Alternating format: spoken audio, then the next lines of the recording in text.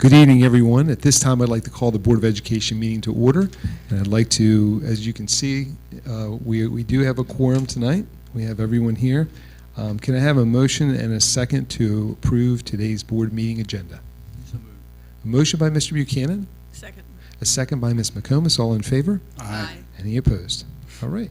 And now I need a motion to enter into closed session under general provisions of Article 3-305B of the Annotated Code of Maryland for the following reasons: to discuss personnel matters and to discuss matters relative to negotiations and to consult with legal counsel. Can I have a motion to enter into closed session and a second? So moved. Motion by Dr. Andes, Second. a second by Mr. Gordy. All in favor? Aye. Any opposed? We are now in closed session.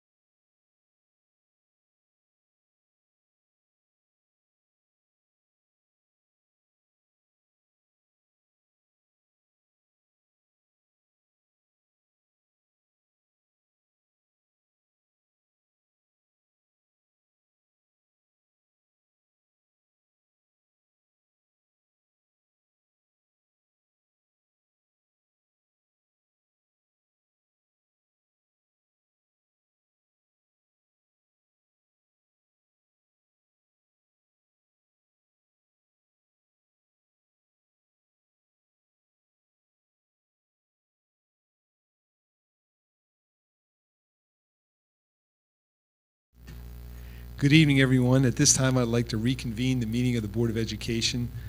I'd like to let everyone know that we do have a quorum.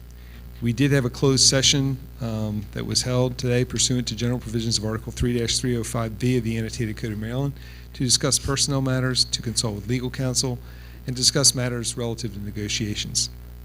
Today we have Pastor Bob Boyce with us to lead us for the invocation from Bayside Community Church. Pastor Boyd will lead us in the invocation, and then we will remain standing for the Pledge of Allegiance.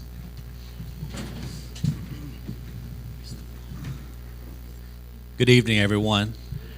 Dr. Record has instructed me to behave, so I'm not sure how I feel about that, but I'm going to do my best, Dr. Record, okay? Let's pray. Father, we just give you thanks and praise for this night, Lord, and as we come into the season of Thanksgiving, we have so much to be thankful for, Lord, and one is that we are a part of the best county in the whole state of Maryland, and we give you thanks and praise for that, Father. We give you thanks and praise for our family and friends, our students, parents, teachers, admin, the executive team, everyone in this room, Father, we are so thankful for. So as we go through this meeting tonight, Lord, we ask that you lead us, and that you lead us in your Son's precious name. Amen. So before we lead the Pledge of Allegiance, we have a special recognition tonight, but the gentleman is running behind, so I'm going to ask his brother Kanye to lead us in the Pledge of Allegiance tonight, and then. Okay. It's the flag's over here.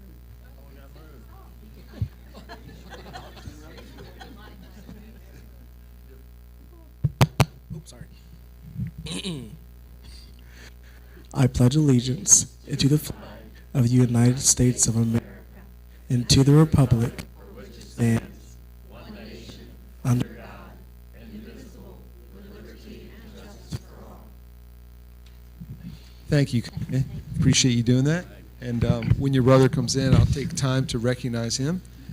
And now I'll turn it over to the superintendent for the superintendent's report.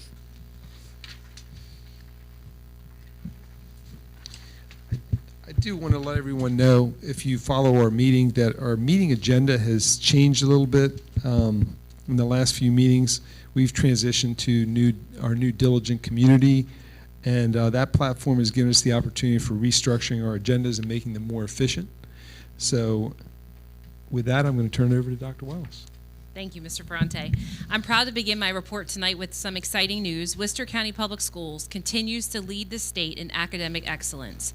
The Maryland State Department of Education recently released the updated ESSA star ratings, and I'm thrilled to share that every eligible Worcester County Public School once again earned a 4- or 5-star rating.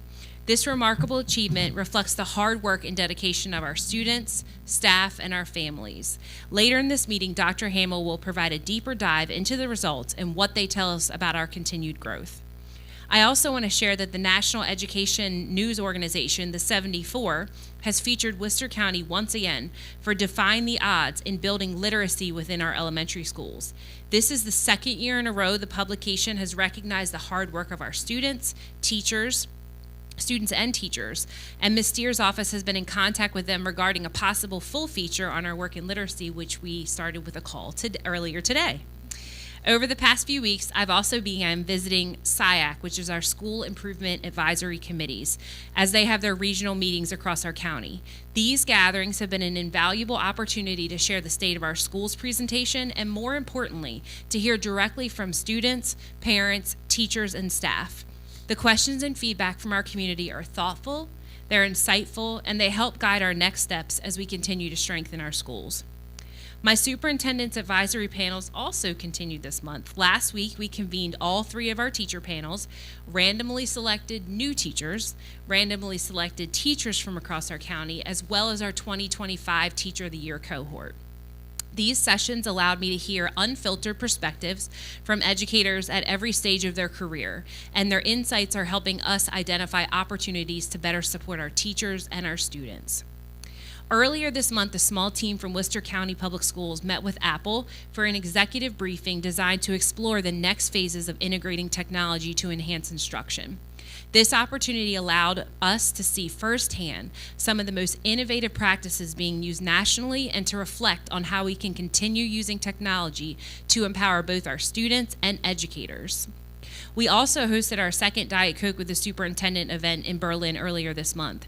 Several families came out to talk openly about their children's experiences in our schools, and I'm grateful for their honesty, their ideas, and their ongoing partnership in the work to provide the best educational opportunities for every student.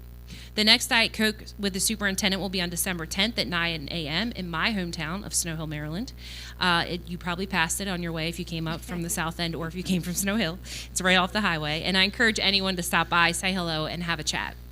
Lastly, as we approach the Thanksgiving holiday, I want to close with a message of gratitude. I'm deeply thankful to our teachers and staff who pour their hearts into our students every day, for our families and community members who support and believe in our mission, and for our students who remind us why this work matters so deeply.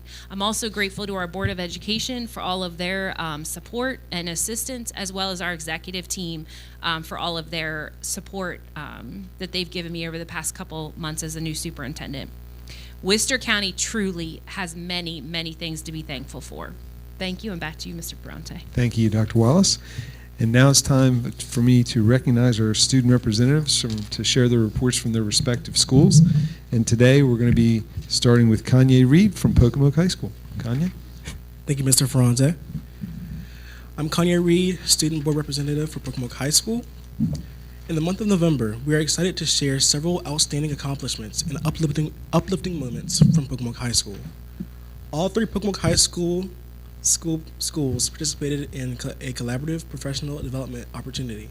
It was highly productive and well received, further strengthening instructional practices across our schools. After impressive performances at the regional level, 16 future business leaders of America members have qualified for state competition. We are especially proud that 7 students earned first place in their respective categories. Warwick on-site admissions event was a tremendous success, with 24 students accepted on the spot. Students took a meaningful field trip to Hartley Hall, where they shared fresh bouquets and flowers grown in our community garden. Their kindness was warmly received. Pocomoke Athletics finished up a strong fall season.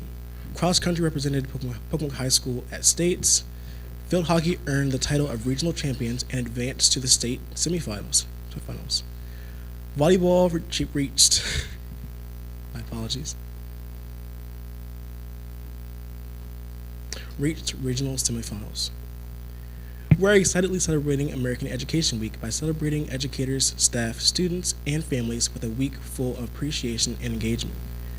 We recently distributed over 118 individualized food bags during our latest Maryland food bag giveaway.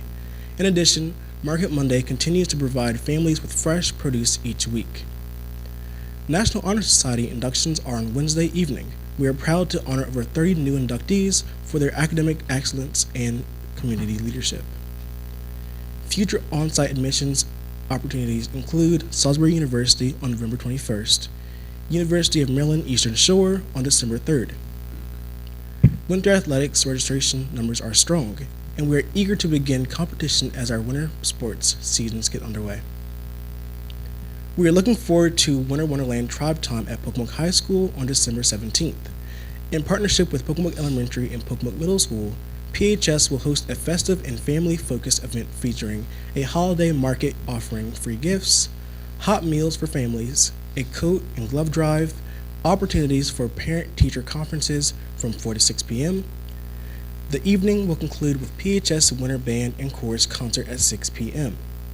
A FAFSA completion session will also be held on December 17th to assist families with the financial aid process.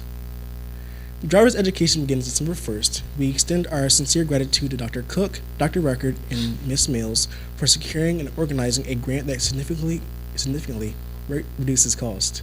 Students now only pay a small registration fee. We are looking forward to our annual Thanksgiving meal tradition. PHS staff and partners from Compass Church will once again prepare and deliver Thanksgiving meals to Pocomoke families the day before the holiday, one of our most cherished annual traditions. Now the Worcester Technical High School's report. It's been a great fall season for Worcester Technical High School. On the instructional front, teachers and support staff have participated in several professional learning sessions, such as the science of learning, formative assessment techniques, Socratic discussion, and quality of questioning. This year, Worcester Tech's instructional leadership team has deployed a robust student progress monitoring system. At the close of quarter one, the average grade point average for our 615 students is a 3.46 GPA. We are pleased to share that 86 of our students have a 3.0 GPA or higher. This data, along with our teachers' formative assessment data, allows our staff to monitor student progress, provide individualized student supports, and predict student performance on industry-recognized credentials that will be given starting this winter through the spring. Our Teaching Academy of Maryland and Hospitality programs partnered with the Nest Early Learning Center to provide lessons and activities for our Nest children. From walking through our corn maze to decorating fall-themed cookies, to trick-or-treating through the hallways, children, young and old, enjoyed time learning together. Seniors are on the march and preparing for graduation. Administration is busy, meeting with seniors to support the mission that all CTE students graduate with a plan to be enrolled, enlisted, or employed. Preliminary interview data indicates a fair distribution of students planning to attend a technical high school, a four-year college, and work in a field aligned with their CTE program. Interest in serving in the military is also up from the last year. Several technical colleges, such as ATI and UTI, have visited our campus to provide seniors with information and assisted with their applications. Several seniors have visited Warwick's Guerrero Center, the Chop Tank Lineman Program, and the shipyard to weigh their post-secondary options. Our automotive program has strengthened its partnership with Napa Auto Parts. Napa leadership recently donated $15,000 in automotive supplies. A donation like this allows us to spend more funds on more technical auto parts, allowing students to level up on the type of work that they can perform in the shop. Our Skills USA students participated in a fall leadership conference where they competed with the best and brightest from districts across the state of Maryland. 20 Worcester Tech students earned their Stateman and Advanced Statesman awards. Worcester Tech hosts parent-teacher conferences this Thursday, November 20th from 4 to 6. Afterwards, we'll be hosting our Fall Program Advisory Council dinner from 6 to 7 p.m. We want to thank the Board of Education and district leadership for their continued support, and we want to wish everyone a safe and relaxing Thanksgiving holiday. Now to Cash Vaughn Marsh, representing Pocomoke Snow Hill High School. Thank you, Kanye. Snow Hill lit up the season this fall. Last month, our campus was alive with energy as we came together for an unforgettable homecoming week, filled with pride, celebration, and Eagle spirit. From lively hallway decorations to an exciting pep rally and dance, the energy was electric. The Tropical Paradise themed dance was a huge success thanks to the incredible planning and leadership of our Student Government Association and their dedicated advisor, Ms. April Bagwell. Transitioning from celebrations to competition, Snow Hill Athletics also had an impressive month. Both boys and girls soccer made it to the Bayside Championships. The girls finished their season with a phenomenal 11-3 record, while the boys claimed the Bayside Championship title and advanced to the Maryland 1A State Playoff quarterfinals, finishing the season at 7-7. Our football team battled hard in their first-round state playoff matchup against Washington High, ending their season with pride under the leadership of first-year head coach Mr. Miles and his staff. Meanwhile, girls volleyball wrapped up their season in the Bayside semifinals against Pocomoke High, and cross-country finished strong with Ali Suarez Apicheche crowned Bayside champion and placing 8th at the state meet, a tremendous accomplishment. Adding to the excitement, Snow Hill recently received outstanding recognition from the Maryland State Department of Education. Our school earned a 5-star rating and ranked 14th among all high schools in Maryland. This achievement reflects the dedication of our students, the tireless efforts of our teacher and staff, and the unwavering support of our families and community. Beyond the classroom, our after-school academy is thriving. Participation has grown from 73 students in the last month to 137 students this month, representing 36% of our student body. This growth highlights our commitment to providing meaningful academic and extracurricular opportunities for all learners. Our Future Business Leaders of America After School Academy Club recently showcased exceptional achievement at the regional competition, with 15 students participating and 8 qualifying for the state-level competition. Looking ahead, we are excited to begin the second session of our After School Academy, which will include driver's education, further expanding opportunities for our students. These accomplishments underscore the dedication of our students and staff to excellence beyond the classroom. This week, we will celebrate American Education Week. a time to honor the importance of public education and recognize the efforts of students, teachers, and school staff. Parents and community members are warmly invited to visit our classrooms and witness the engaging learning experiences that make Snow Hill High School special. On Thursday, November 20th, we'll host our annual Thanksgiving Families and Schools Together event, which combines parent-teacher conferences with a traditional Thanksgiving dinner complete with all the trimmings. Finally, as the holiday season approaches, we are grateful for the continued support of our Eagles Bounty Pantry, which provides foods for students and families in need. This year, we also launched the Threads of Hope program to offer clothing assistance to our students in need. On behalf of Snow Hill High School, we want to thank the Board of Education for your continued support of our students, staff, and programs. Snow Hill High wishes everyone a safe and joyful Thanksgiving. Now on to Lexi with Decatur's report. Thank you, Cash. There's a chill in the air, but things are still heating up at Stephen Decatur High School. Looking back, we had an extremely busy October, filled with special events, celebrations, and accomplishments.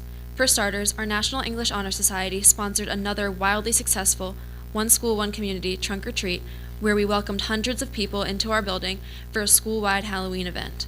Donations from the night allowed National English Honor Society to present a $550 check to the Worcester County Library Foundation. Additionally, the Key Club sponsored its first blood drive for the year. Our Students Against Destructive Decisions held an informative and interactive Red Ribbon Week. Members of the Kids Against Animal Abuse and Testing Group have been helping the Worcester County Humane Society with its efforts to build a new shelter, and our Student Government Association sponsored a successful canned food drive benefiting Diakonia. We are also proud of the many students recognized with positive referrals this year. Meanwhile, our NHS, Mu Alpha Theta Honor Society, and Spanish Honor Society members are busy being academic leaders, ensuring that our tutorial sessions with the After School Academy are meaningful and engaging. For American Education Week, members of Educators Rising are busy celebrating our teachers and happily welcoming visitors into our building. And tomorrow, our National Honor Society is sponsoring a wonderful breakfast for our hardworking staff. Still busy during the upcoming weeks, the student body is collecting and packing toiletries for our Operation Troops Drive. Our SAD group will be recognized by the Baltimore Ravens for service to the community. The drama department is gearing up for the annual Children's Theater production. Our NJROTC program is running the Toys for Tots drive, as well as preparing for its annual inspection in December. Our band and choir members are gearing up for parades and concerts. And last but not least, our SDHS band is preparing for its performance for the 84th annual Pearl Harbor Memorial Parade in Honolulu, Hawaii on December 7th. Academically, teachers and students are focused on preparing for the MCAP exams and end-of-course state assessments. While hundreds of students have entered our school this fall to take the SATs during our Saturday administrations of the College Board entrance exam. In the sports world, we are very proud of our Jersey Mike's Athletes of the Week and happy to celebrate our athletes who have signed on to take their games to the next level. Of course, we want to recognize all of our fall sports teams for having amazing seasons, starting with our men's and women's soccer team for clinching Bayside titles. Our men's soccer team winning the region, and our football team winning for a third straight Bayside championship, golf team for the 7th straight Bayside Conference title, our cheerleaders for placing top 10 at the state level, cross country for punching tickets to the state championships, and our 3 cross-country runners for qualifying individually for the state championship. A big congratulations goes out to our unified tennis team for clinching their 2nd straight championship last Tuesday. Finally, on Saturday, our men's soccer team won their 2nd state championship in history with a 4-1 win over Centennial High School. Congratulations to all of our fall athletes. We are also excited to see our 200-plus winter athletes begin their promising sports seasons. Finally, with Thanksgiving around the corner, Decatur Nation would like to say how grateful we are for the support of our Board of Education members and central office leaders. Best wishes for a warm and wonderful Thanksgiving, everyone. Back to you, Mr. Ferrante. Thank you, Lexi, Cash, Kanya. Thank you guys. You guys do a great job, and we know it's never slow at the schools, and you guys are very busy, but we appreciate you taking the time to be with us, and we wish you and your families a happy Thanksgiving, too. Thank you. So now, moving forward, I'd like to, we have a blueprint report, and I'd like to turn it over to Ms. Shorts. Thank you, Mr. Ferrante. That is a different order for sure, It going to the is. blueprint report. So Threw me off there for a minute. I know. I know. So just share a couple highlights that have happened this month around the blueprint. As you know, on October 7th, we did have our progress monitoring meeting in Annapolis, and since then, we've received 2 pieces of information from the AIB and MSDE. One is a dashboard that hopefully we'll be able to share with you soon. Right now, it's rather embargoed, but they did ask us to check the data on it. It is reported out by Pillar, and it shows some highlights of some data around our district, around NBC teachers, around pre-K enrollment, around data from our MCAP assessments. And so we were asked to, again, keep it amongst ourselves until we could review it and get it out, but eventually we'll be able to share it with you, and it will be on their website. We also received an executive summary that we were asked to review. It was just more or less some dialogue that we had during the conference, but they will also be publishing it on their website, and I'm just going to share some very high-level takeaways from that. At this point, we have not received any feedback, meaning next steps around our 2024 blueprint plan that we need to make any adjustments on. These are just some takeaways from that day with AIB and MSDE. Some things, they broke it down into progress and some possible challenges. Some of the things that they took away as progress by pillar. In Pillar 1 was, and this was impressive even to see in writing, we have 11 pre-K3 classrooms, full-day pre-K3 classrooms in the district, and 19 pre-K4. Very impressive statistics for a small district like ours. And that we've really increased our effective outreach for enrollment, which is shown by the number of classrooms that we have for our pre-K3 and pre-K4 classrooms. Some challenges continue to be that we have reached that those nice classrooms with our pre-K expansion grant, and I know that Dr. Wallace will continue to have dialogue with the board around how we're going to try to maintain those classrooms and keep those expansion grants classrooms as we move forward.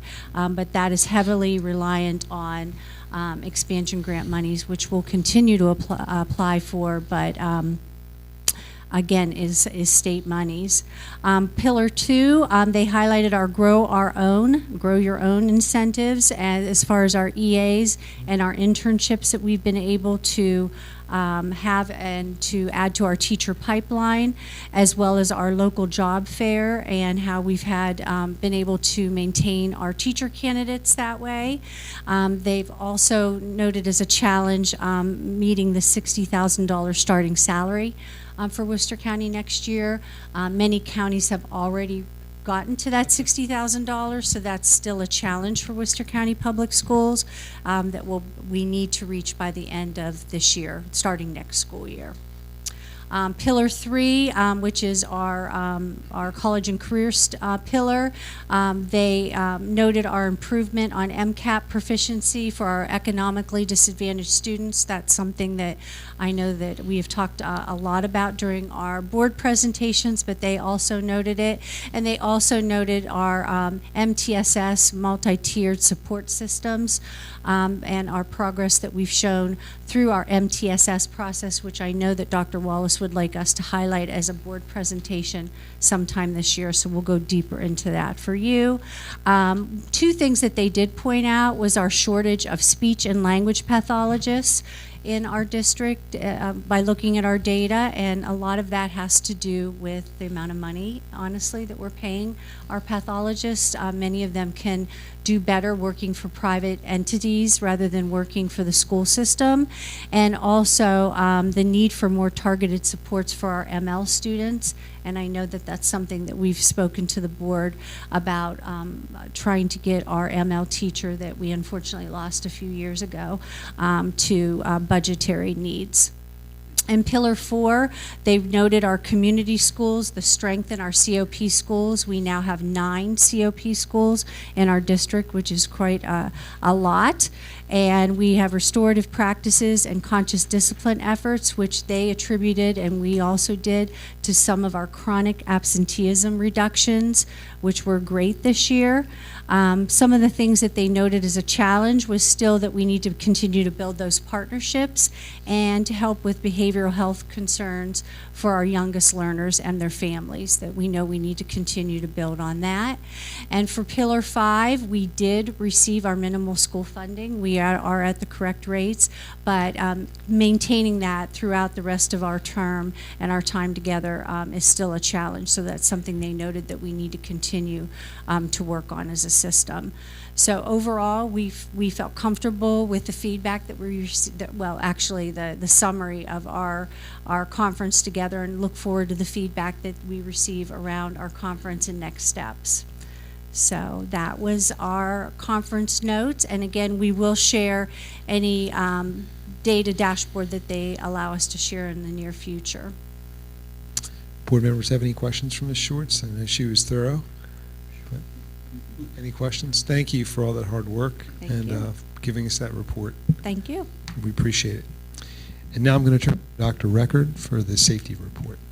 Thank you, Mr. Ferrante. As an information item for the November safety report, we'd like to share some of the key highlights from our Worcester County Public Schools Safety Committee held on November 11th. The committee discussed several important topics, including the school safety protocols for this week, American Education Week, as well as current initiatives focusing on enhancing school safety measures, the collaboration with the Worcester County Sheriff's Office regarding school safety, particularly to the pre-construction planning phase of the new Buckingham Elementary School, and we're also happy to share updates of upcoming safety projects with that committee. We extend our sincere appreciation for all the members of that safety committee, some of who are in the audience this evening, and for their continued dedication to this so very important work. As we move into and through American Education Week and into the holiday season, we do kindly remind all of our visitors to follow our established safety protocols when visiting our schools, using that visitor pass system at each school. And we do thank our school resource deputies, often called SRDs, for providing that extra support and adding to the safety of our schools during this busy season. This concludes the November safety report. Back to you, Mr. Ferrante. Thank you, Dr. Record. Anyone have any questions for Dr. Record? Ms. Addis. I have two questions, actually. The first one is, as far as the Buckingham Elementary School, the committee that you have in place, is there a member of the Sheriff's Department included in that committee to provide security suggestions as far as building and different things like that? Yeah, after I took over as superintendent, I wanted us to take a second look at safety for Buckingham and add as many layers as we could. So we had a joint safety meeting with our architects, and then several deputies from the Sheriff's Department joined us for that. So between them and their team and our team, and I can't remember if there was 3 deputies. I can't remember how many there was there, but we invited the leadership of their school team to be there, and we added, between the two of us working together, our two teams, we added several layers of safety that day to an already very safe school, but just sort of brainstorming together, which was really nice. Yep, I think that's important moving forward to make sure that anyone that's involved in that committee has someone from the Sheriff's Department there for just that safety scope. And the other question that I had, as far as the reports that are given to the board members, I never really thought about it before, but I know that when we were always talking about the safety concerns from 2 years ago, the term calls for service was something that was constantly brought up. And I was just wondering why we're not given calls for service in our reports, and if we are able to start receiving that. The system that gave calls for service, they no longer have. So we don't get any of that information either. I don't know that they have a tracking system now for it, but I do know that the tracking system that they did have, they no longer have. And so I'm not sure how they're tracking their reports, but we don't see those anymore either. And I think the system went away. I'm not sure if I know the system went away. I'm not sure that they replaced it with something. That's a good question. Okay. I just think it would be interesting, or not interesting, but I think it would be good for board members to see if we are able to receive that information. I don't know who would be able to look into that. Just for our purview of, we want to make sure that our numbers are, if they're on the rise, then we know why, or we ask why. If not, then we can see that our numbers are low as far as calls for service. I just think it would be something to look into. Ms. Hatt, I would remind you that we do receive the October 25 safety report, which was from the previous month, and both DGS referrals, student arrests, and open doors, all that information is there for us to see. So, I mean, calls for service may be something that the Sheriff's Department can't provide us with, but if there are arrests or there are referrals, we're going to see them in that report. And calls for service is different from all those things, so I just think it would be I understand, another but that doesn't necessarily mean that there was any type of infraction. I understand So, that. Okay. Yeah, I think we'll work with the sheriff's office and talk with them about that, but like also, like you said, like rabid cat, raccoon on the playground is listed in parent traffic citations, so we can talk to them about that and see what kind of things. I think we're talking with them, so we can have a chat with them about that. Thank you. Any other questions for Dr. Eckert? Dr. Eckert, thank you so much. It's now time for me to recognize people from the audience who are with us today from the following groups. First of all, the Worcester County Teachers Association. I think I see Beth out there. Nice to see you, Beth. And now the Worcester County Educational Support Professionals Association. Good evening. Good to see you, Chanel. Thank you for being here. Worcester County Retired School Personnel.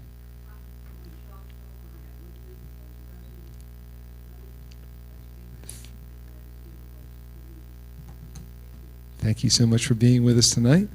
Do we have anyone from the school-based groups, the PTAs or SIACs with us tonight? Okay. Thank you all for being with us tonight. And now I have some board proclamations for some of our board members to read. And I'm going to start off with Dr. Andes for American Education Week. Thank you, Mr. Ferrante. I have the proclamation for American Education Week, November 17th to the 21st, 2025, which just happens to be this week. Whereas Worcester County Public Schools provide our students with the education foundation they need to understand and value our nation's freedom, civility, and equality.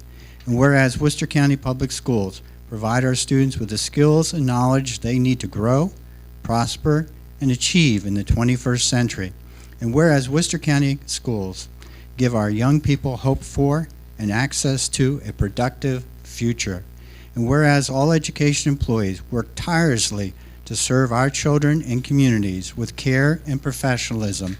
And whereas the Worcester County Public Schools brings together children, adults, educators, volunteers, business leaders, and elected officials in the common enterprise of providing a quality education for all students. And whereas a strong America is rooted in strong public schools. Now therefore, the Worcester County Board of Education does hereby proclaim November 17th to 21st, 2025 as the annual observance of American Education Week. Signed by Todd A. Ferrante, President of the Worcester County Board of Education, and Dr. Annette Wallace, Superintendent of Schools. I believe Beth Shockley Lynch is going to come forward to accept the proclamation on behalf of all of our employees.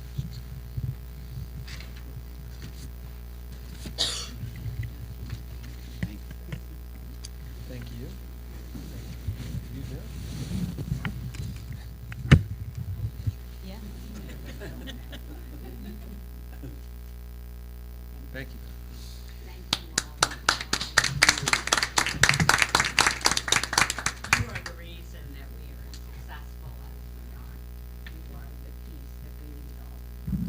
Thank you. It takes all of us. And come see us anytime. Thank you.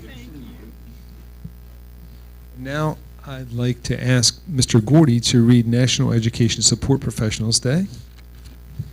Thank you, Mr. Ferrante. National Educational Support Professionals Day, November 19th, 2025.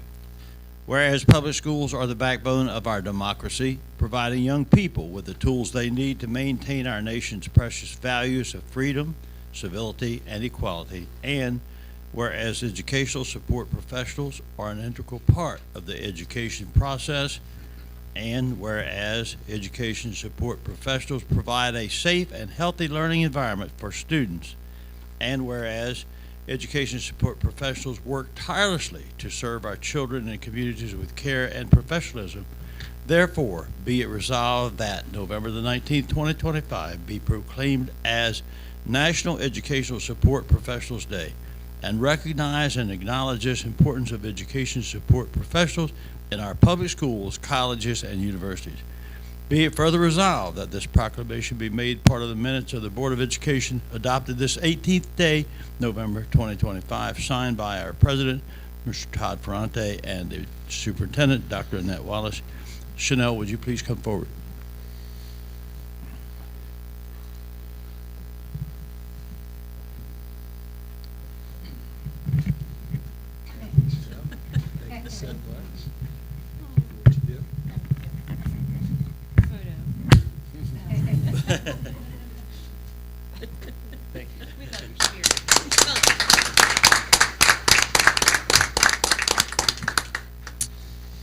So now I transition to accommodations. Whoop, my mic's okay here. And I'd like to turn over to Dr. Wallace for first set of recognitions, which is the Surge Awards, and then on to the Heartbeat of Worcester Award.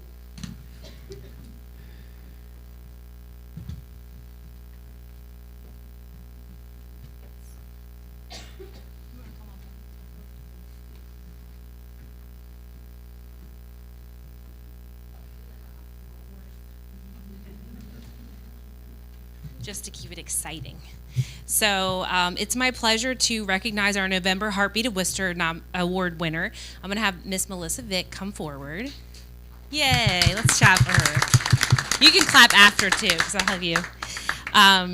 Melissa Vitt is from Berlin Intermediate School. Melissa truly embodies the spirit of this recognition through her compassion, dedication, and commitment to students. She goes above and beyond to ensure every child has what they need to succeed, and her leadership in the school's House Challenge program has strengthened both school spirit and community connection.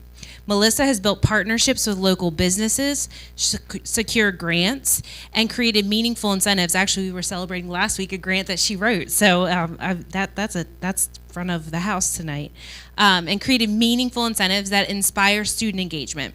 She also serves as PTO secretary and supports her colleagues with professionalism and kindness, and continues to give her time and energy to the entire Worcester County Public Schools community. Melissa, your energy, your generosity, and care make you the true heartbeat of Berlin Intermediate School and Worcester County Public Schools. So congratulations.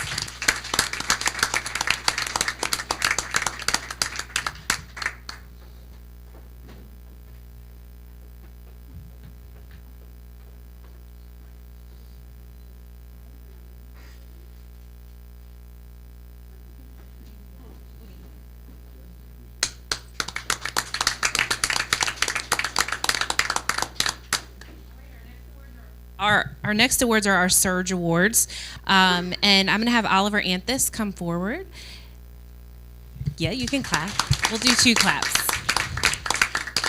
I'm honored to recognize our November Surge Award honorees, 2 outstanding students, and we have our first student here. Our first recipient is Oliver Anthus from Snow Hill High School, winner of the Circuit Helper Award for Service. Oliver has been instrumental in growing the school's drum line, and if you don't know about Snow Hill High School, they have an award-winning band, so that is a really big deal because the drum line, while sometimes they don't get the attention that they deserve, is actually what keeps the entire band going, which is why Oliver is such a great example of leadership and service, helping to teach and mentor new freshmen. His leadership, patience, and dedication ensure that every student in the band and the school feels supported and ready to perform. Oliver's quiet dependability and commitment to the team truly exemplify the spirit of service. So thank you for all you do.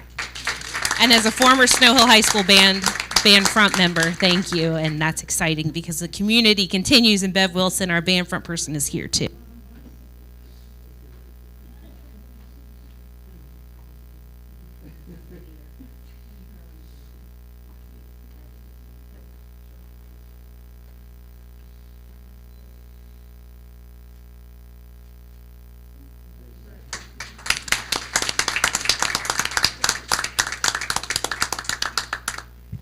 Our second honoree is Jazair Thomas. Did I say your name right? Come on up. I'm giving me a round of applause and you a round of applause because I like to make sure that people's names are right. So he is the recipient of the Power Surge Award for School Spirit. Jazir's kindness, positivity, and humility make him a shining example of what it means to lead with heart. A talented student and singer, we won't ask you to sing unless you want to. Okay, we won't do that. As well as a member of peer mediation, Jazir spreads joy and encouragement wherever he goes. His school community is stronger and better because of his energy and compassion. So congratulations.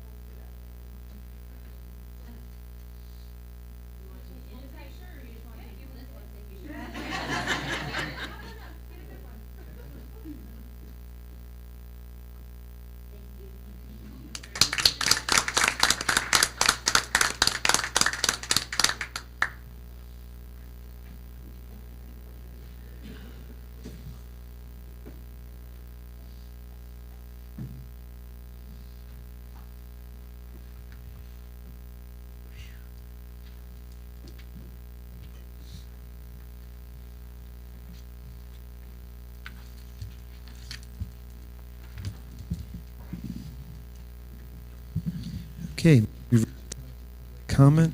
Let's see if we can get this to work. Okay, all in. Nope. Not working. I'm going to borrow yours. All individuals who sign up to address the Worcester County Board of Education may do so for 1 or 2 minutes regarding information, accommodations, or concerns which may need future board attention. Concerns that are specific to an individual will not be discussed in open session and should be directed to appropriate district personnel for investigation. When you're called to address the board, please state your name and address for the record. And I think our first speaker tonight is Kathy Cater.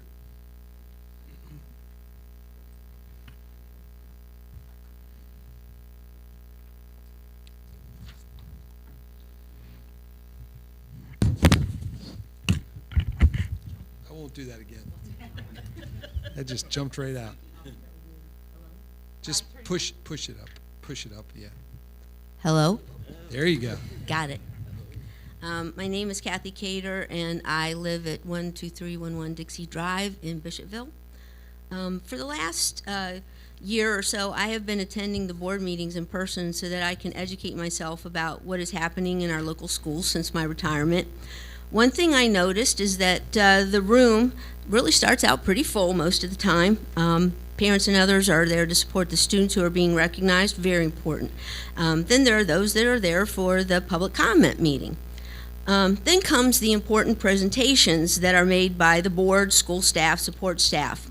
At that point, sometimes I've turned around and I've looked behind me and I find that I'm one of a couple. I stay because I want to hear everything, and sometimes I'm the only one. What I'd like to say there is, during a couple of the public comment sessions, people have gotten up, made blanket statements with regard to the education of our children, and maybe it was lacking in some way or another because of something that they heard from someone somewhere. I'd like to just take this opportunity because I know how open and how welcoming the people of Worcester County, the teachers, the administrators, and so forth there is. If anybody ever has a question regarding things or concerns that they have in our schools, they can call their principal, they can make an appointment, their doors are always open. People at the board here, they can answer questions about programs if they want to know. And Dr. Wallace had already said this, I feel our students really receive a superior education, and that's clearly evident when Worcester County is recognized as the top performing school in the state of Maryland, and we were the only ones to get the 4- and 5-star ratings. That's a pretty big deal. If anyone ever has those concerns, please contact somebody directly to talk about the concerns, because some people say things and it's just not true. I know this county. I know this county for what it can do for your children, because My sons went through this, and they reaped tremendous rewards. And I had worked 16 years helping students to walk that stage and graduate. I know all the things that this county does, and they continue to do. So Okay. I just want to thank the board. I want to thank you for your dedication, your hard work, and your leadership. Thank you, Kathy. Okay, are there any other individuals wishing to speak tonight before I close out the public comment? Seeing none, we'll move forward. As the board has had an opportunity to review the consent agenda, anyone wishing to have it pulled, any item pulled from that consent agenda can ask to do so now. Otherwise, I would ask for a motion and a second to approve the consent agenda as presented. Motion. A motion by Mr. Smack, Second. a second by Ms. McComas. All in favor? Aye. Any opposed? Thank you very much. Okay, moving on, we're going to go, I think, to turn over the curriculum instruction report to Dr. Wallace. That's on our agenda. Yes, thank you, Mr. Ferrante. We'll see if magically this will work. I'm going to introduce Dr. Tom Hamill. He is no stranger to us, and perhaps Miss Jen McDowell, maybe who's tagging along. I shared some exciting news about our ESSA stars earlier, and they're going to give a deep dive to some really exciting data. And we felt like there was a little bit of repetition in what we kept talking about. I mean, it's actually real repetition that's actually happening, like excellence over and over again. But I want to commend Dr. Hamill and Ms. McDowell for approaching this from a little different perspective. So trying to give you all a peek into looking at our data a little bit differently, rather than us just coming and talking about being number one and the highest performing, and specifically some of the things that we keep repeating. So I'm excited for you to see this. All of that is true, though, by the way. It is also very true. So we've written a different chapter tonight, and so we're excited to see Dr. Hamill unveil it.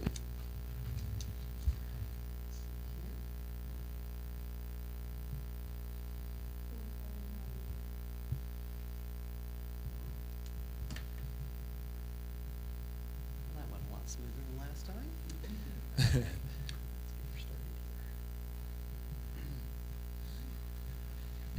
So we're going to go ahead and present to you the stars that each of our schools were awarded. Stars, we just want to remind you that stars are earned based on the percentage of points possible a school earns. So each school must have at least 45 possible points to get a star rating. The ratings are based on the prior school year. 75% of possible points or more is what's going to translate into 5 stars. And then the 60 to 70% of possible points translates into 4 stars. And we're just going to hang there because we don't have to worry about the other stars for Worcester County. So as you can see here, this chart will show you the points possible for each school, what each is being measured by, and then our possible points. So as you can see, Buckingham Elementary School earned 67.2%, awarding them a 4-star school. BIS is 64.5%, another 4 points, 4-star. Ocean City Elementary School was a 73.5%, another 4 stars. Pocomoke Elementary School, 66.7% at 4 stars, and Shell Elementary School, 66.5%. at 4 stars. So all of our elementary schools were awarded 4 stars. Our middle schools, Pocomoke Middle School and Snow Hill Middle School both get the elementary in the middle for the 4th and 5th grade, and then they're 6th through 8. So as you can see, Pocomoke Middle School was awarded 60.12% at 4 stars. Stephen Decatur Middle School, 69.16%. 4 stars, and Snow Hill Middle School, 64.32%, another 4-star school. So all of our elementary, all of our middle schools were awarded 4 stars. And our high schools, we had Pocomoke High School, which was awarded 77.5%, which gave them a 5-star school. Stephen Decatur High School was 70.6%, a 4-star school, and Snow Hill High School at 76.9% was also awarded 5 stars as well. So we have 2 5-star schools at our high school, and all the rest of our schools were 4 stars, which is great for the district. And I just want to throw out a little reminder there for those of you who remember last year. Snow Hill High School was right on the cusp last year. I think they missed it by like half a point or something like that. And so they were able to get up over. Pocomoke Middle School actually was a 3-star school last year. So again, they have improved, increased the stars. And yeah, it's right there on the line, but it is over the line. They are now a 4-star school. So I just want to talk real briefly about the trends, because generally speaking, the points don't move a tremendous amount. You'll get a half a point here, a half a point there. One area that I could highlight for you is that student growth percentile. And if the board would like me to come and talk at length about student growth percentile and how I feel about it, I'll be more than happy to do that. Suffice to say, it's a relative measurement based upon our students' growth compared to the growth of all of the other students in the state. We struggle a little bit with it because we already have such a high proportion of high-performing students. Having those students grow is more challenging than if the students were at the lower level, right? So we are in some ways victims of our own success. And the SGP, that student growth percentile, actually though, works out to be 25 points. For most of our schools, that's more than 25% of the total possible points, right? So it is a huge chunk. Jen and I were actually in a meeting today where they were talking about maybe rethinking student growth percentile a little bit at the state level, so some hope there. Because it's one of those things that theoretically a school that's like at 50 is at perfect, like they're right where they should be because it's like, you know, in the middle. But that school only earns about 7 or 8 of the 12.5 points, right? So it's a challenging metric to go from. I also want to point out Ocean City Elementary. As you remember, they were a 5-star school last year, right? And they're a 4-star school this year. However, one of the things that Ocean City Elementary's principal mentioned to me is that there was a lot of vacations. And I have to admit, I'm reflexively a skeptical person, and I didn't think vacations had much to do with it at all. So I went ahead and I took a look at Ocean City Elementary's attendance data from last year, and I looked at, they had 77 students who were chronically absent, right, which is what got their rate. 22 of those students had taken a vacation over the course of the year. If 17 of those students hadn't taken that vacation and missed all the other days they missed, Ocean City Elementary would be a 5-star school. Can I add something to that? Of course. When we start talking about calendars again, we brought you some creative ideas last year, and you guys made some decisions to do something different. I'm going to be telling the story. Dr. Hamill's going to be providing us data to go back to come to you again. So I'm preparing the board, and that we will be coming to you again with a creative solution to calendars that hopefully will address this. And I've already been speaking to parents at our SIACs about why the need is for some creative calendar scheduling and being able to provide them opportunities to take vacations on times that we are off school, and these creative calendar solutions will allow us to give them longer breaks to do that. I'll tell you that we spoke to both North End SIACs. The first one I didn't mention it to, the second one I did mention it to, and the parents were very excited about the possibility of doing that. So I'm just putting that just in your head right now as you're listening to, here's the data and here's where that cost us as a district. Thank you for letting me. Of course, you are the superintendent. All right, so for middle school, again, not much change, but again, if you look in that student growth percentile area, you'll see that we did lose significant points in that area, made up for it in other places. But you know, losing 2-3 points when you have 90 as a possible is you know, it makes a difference. And this is something that Jen, myself, the whole team has really stressed basically to everybody who listens, is that every point matters, right? Every student, and particularly, right, when we're talking about our smaller schools, like literally, you know, no exaggeration, Pocomoke Middle School is 1 student away from being a 3-star school, right? And last year they were 1 student away from being a 4-star school. I mean, that's the kind of margins that we're talking about here. So really placing a lot of emphasis that every student as an individual matters. And then the high schools, Again, not much change. Now, high schools don't have to deal with the student growth percentile. It's only for grades 4 through 8. And one of the things that you'll see, the high schools really showed a lot of growth in the chronic absenteeism measurement. Pocomoke picked up 2 additional points. Stephen Decatur picked up 3.5. Snow Hill High picked up 2 additional points over last year. So, and there has been a lot of work on our end to get attendance better, to help really convey the importance of attending. And I think those efforts have paid dividends at the high school level in particular. Okay, so of course I want to show you how we compare to other school systems. And so this is the overall, and I'm going to back out so we can zoom in a little bit because that is not very big or bright. Okay, so this is the sort of standard, you go farther to the right, higher poverty, farther up you go, the higher percentage of ESSA points that you earned. Each gray dot is a school in the state, and the blue dots are the Worcester schools, okay? That red shaded area is 1 standard deviation, right? So we have all but 4 of our schools outside of a standard deviation, so greater than a standard deviation, beyond what we would expect based upon their level of poverty, and the other 4 are right there on the line.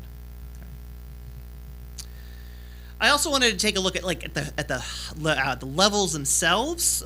So when we look at the high school, the high school levels, the difference becomes stark, I think, even more so. When Pocomoke, I think, is 12th in the state, 12th highest percentage of points earned of any high school in the state. You have to go down to school 162 before you find a poverty rate that's as high as Pocomoke's. Okay. And the same story for Snow Hill. And honestly, to a large extent, Stephen Decatur as well. I mean, all of these schools are overperforming based upon their levels of poverty that we would expect. And then here are the middle schools. Again, Worcester sitting well outside the bounds of the expected rates. And then also the elementary schools, right? And so all of our elementary schools are above that line or greatly above that line, depending upon the school. So to give you a sense, because I like thinking about it in terms of odds, right? All right, so I want to show you. So basically what I did is I went ahead and calculated the odds that these results would have happened by chance given the poverty levels of the schools, okay? So Pocomoke High School getting the percentage of points that they did with the level of poverty they have was roughly 1 in 5,273 odds, okay? I believe, it varies, right? But I believe that's about as likely as it would be for you to get struck by lightning if you were never inside over the course of your life, okay? I mean, it's pretty clear, right, that this is not a by chance happening, right? And when you go down, the line, I mean, all of our schools are overperforming. I mean, Pocomoke obviously stands out in that 1 in 5,000. It just, there's something going on there that is special. I mean, there's just no other way to put it. It's just special. And really in all of our schools, I mean, we have schools where even if it's less than a 1% chance that this is happening by random chance, right? Snow Hill Middle with their poverty rate, 1 in 111, okay?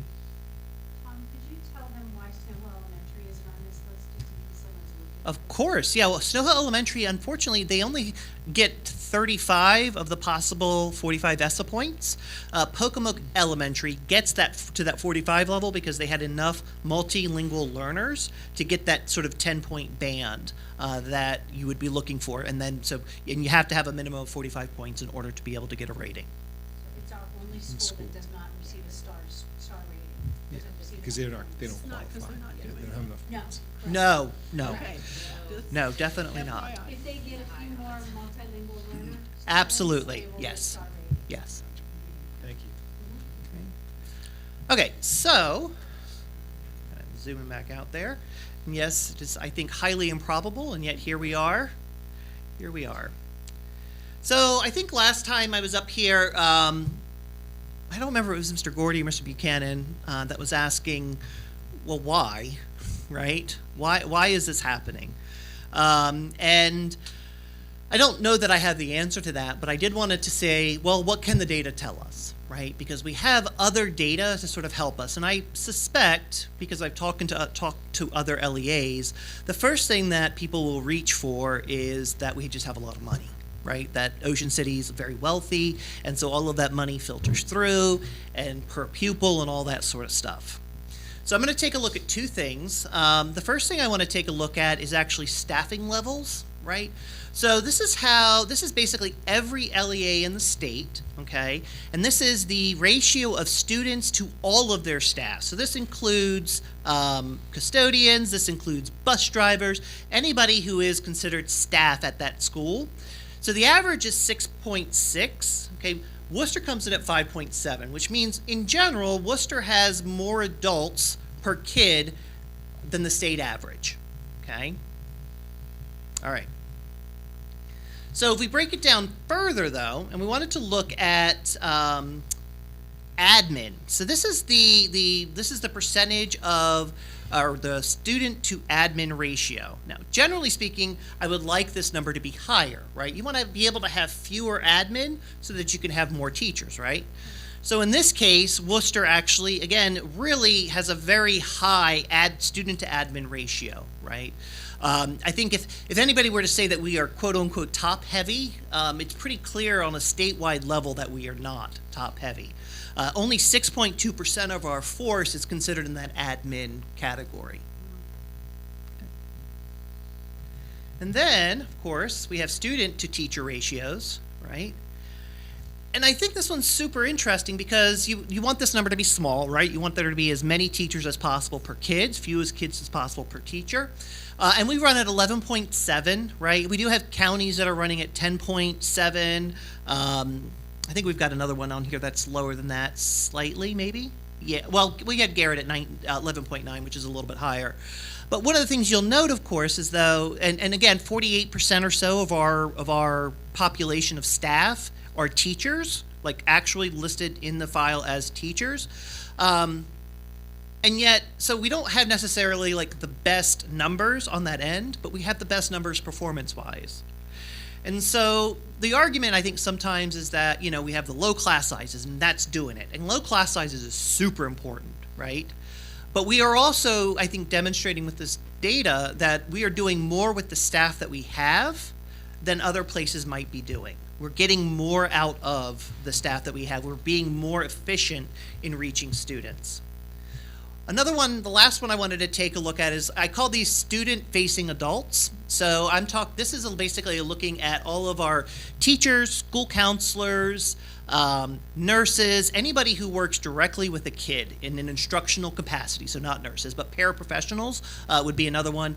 And so when you look at that group of students, or I'm sorry, that group of staff, we have I think we have the lowest ratio in the state based upon that. So when we think about where we're applying staff with regards to students, we are focusing most of our hiring around students, people who work directly with students.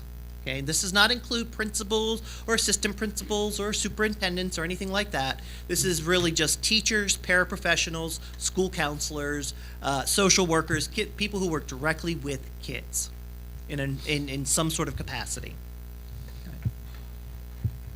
So I think something that comes to mind, and you all were both there, when we had our blueprint visit in Annapolis, was I said to Britt Kerwin directly, I said a lot of things directly probably, but I said directly, I think that we are a shining example, and Dr. Hamill's done an excellent job in this presentation of really getting down to the brass tacks of figuring out exactly some specific things we're doing. But I think when it comes to investing in education, we are not the highest investor in education. There are other districts who are investing more than we are in students.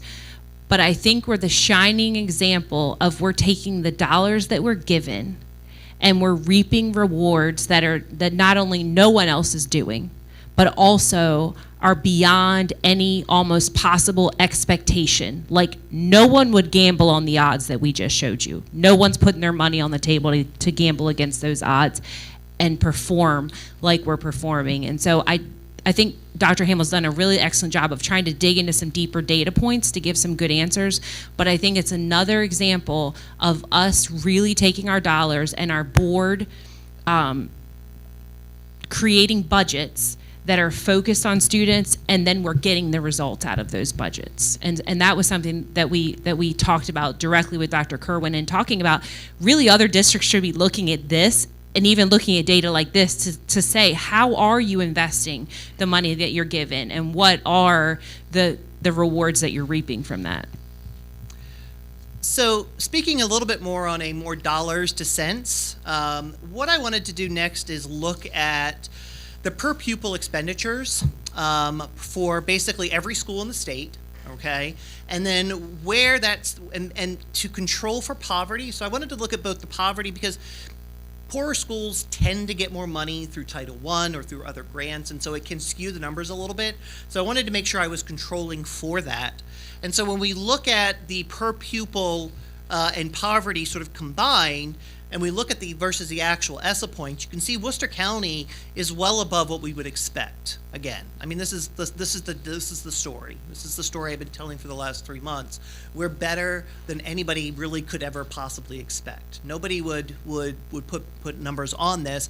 People would say, oh, of course, you know, you're $32,000 per pupil or something, and that's just not the case. Sure, our smaller schools do, but that's just economies of scale for you.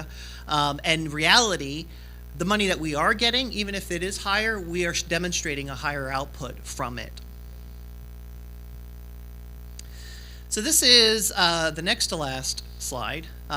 So controlling for poverty, I just wanted to give you a sense for schools with like low poverty. And so if you just, that's the green line, right? And I looked at their per pupil spending going along that line, right? And what we would expect their performance to be based upon the data that we have.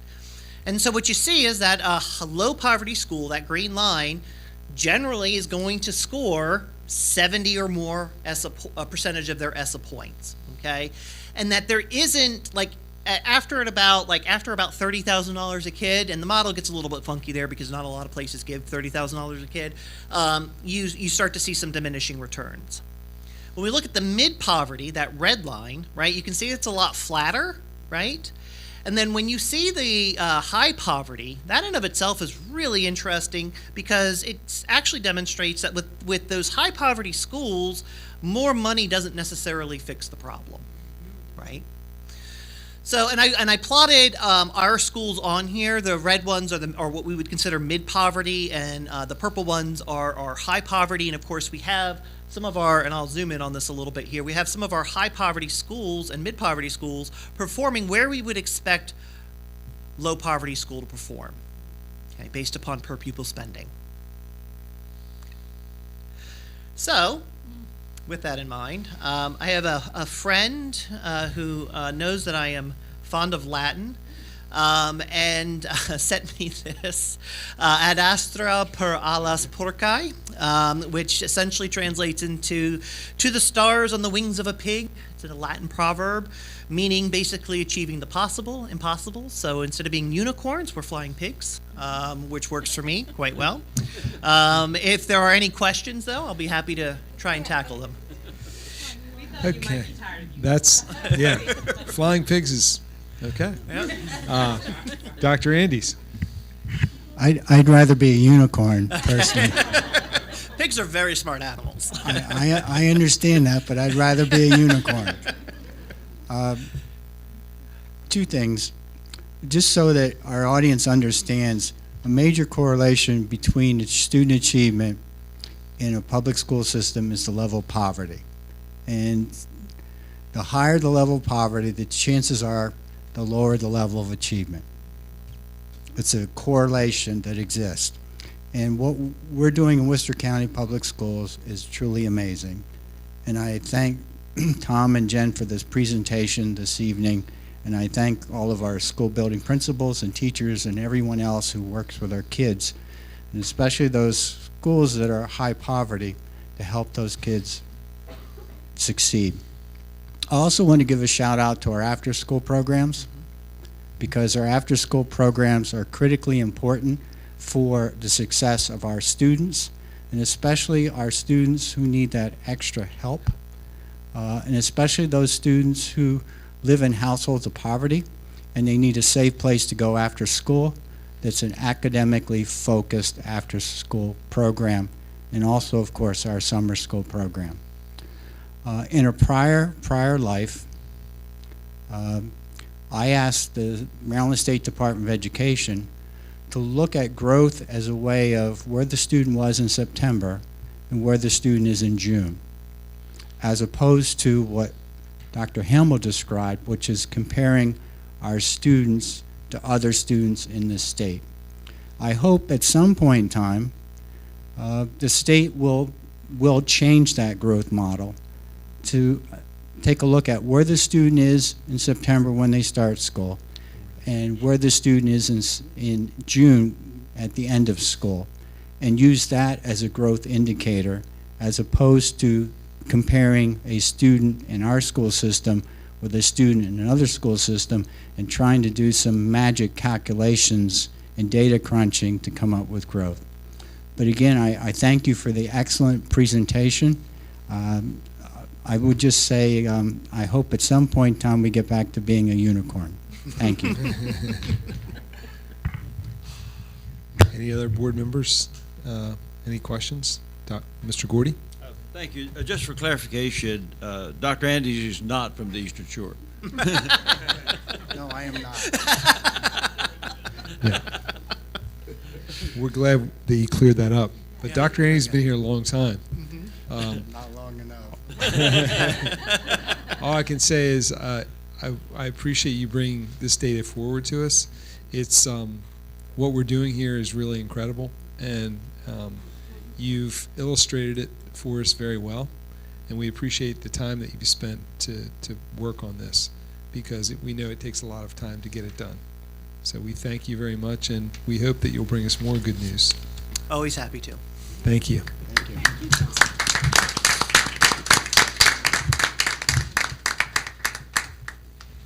Okay, now I'm going to move on to administrative operations. I'm going to turn it over to Dr. App. Thank you, Mr. Ferrante. Board members, in front of you, you have your November personnel action exhibit for your consideration. New hires: Angela Doherty Taylor, social worker at Central Office; Courtney Medina, educational assistant, Snow Hill Elementary School; Marshall Smith, educational assistant, Snow Hill Middle School. Separations for the month of November: Jasmine Richardson, educational assistant, Pocomoke Elementary School; and Kevin Sutton, head custodian, Berlin Intermediate School. Superintendent recommends approval of the personnel exhibit as presented. Thank you, Dr. App. I'd like to ask my board for a motion and a second to approve the personnel exhibit as presented. So moved. Motion by Mr. Buchanan. Second. And a second by Mr. Smack. All in favor? Aye. Any opposed? Thank you, Dr. App.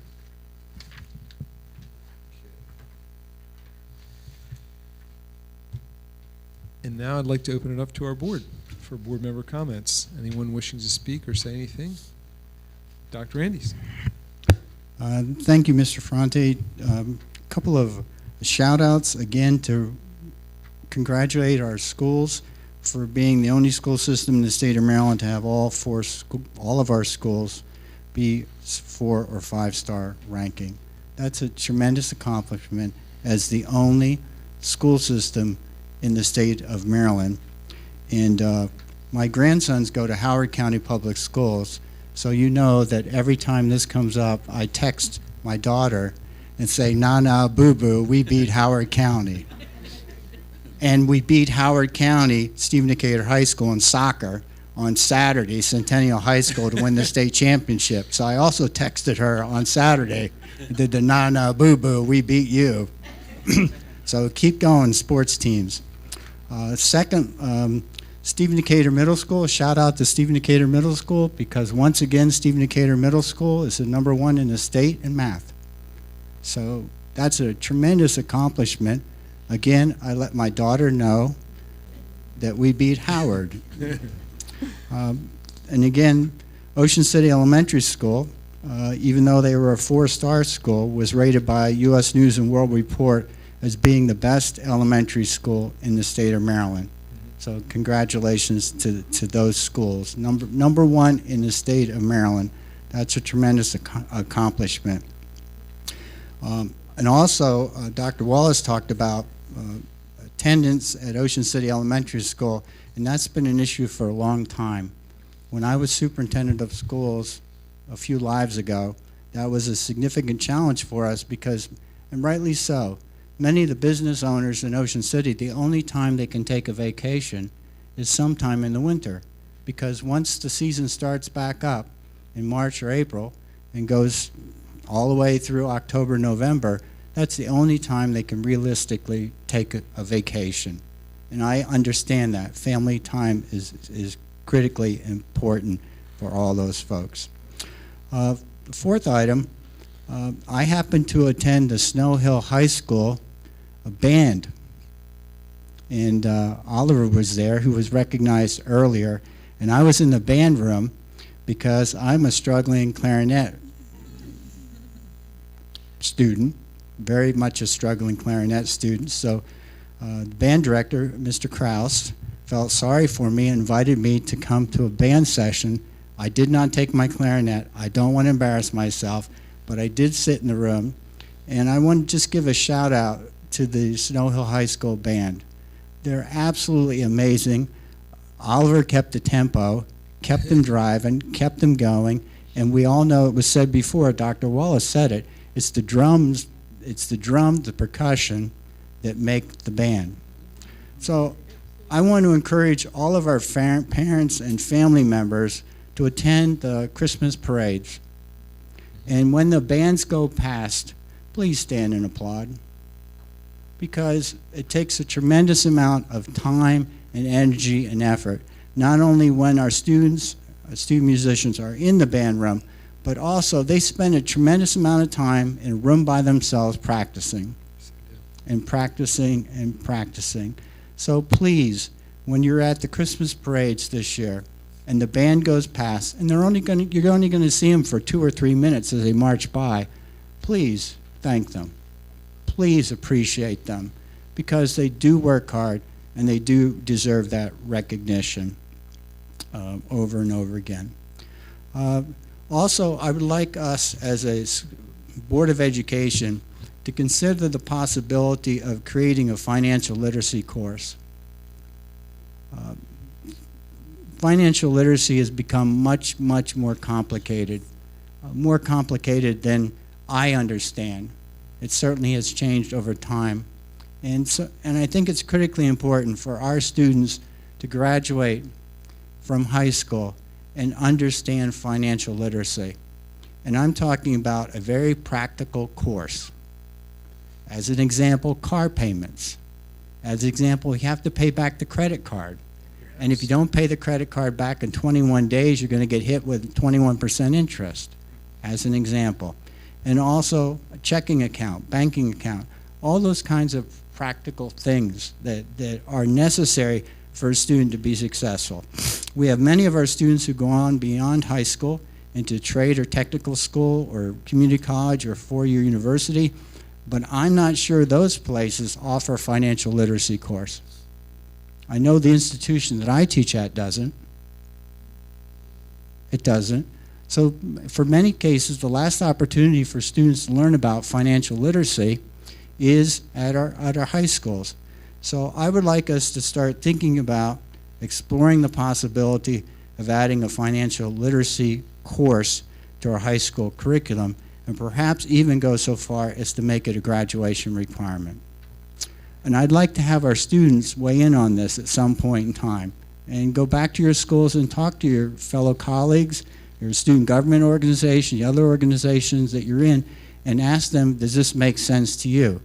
Now, it just so happens it won't apply to you because you're going to graduate in May.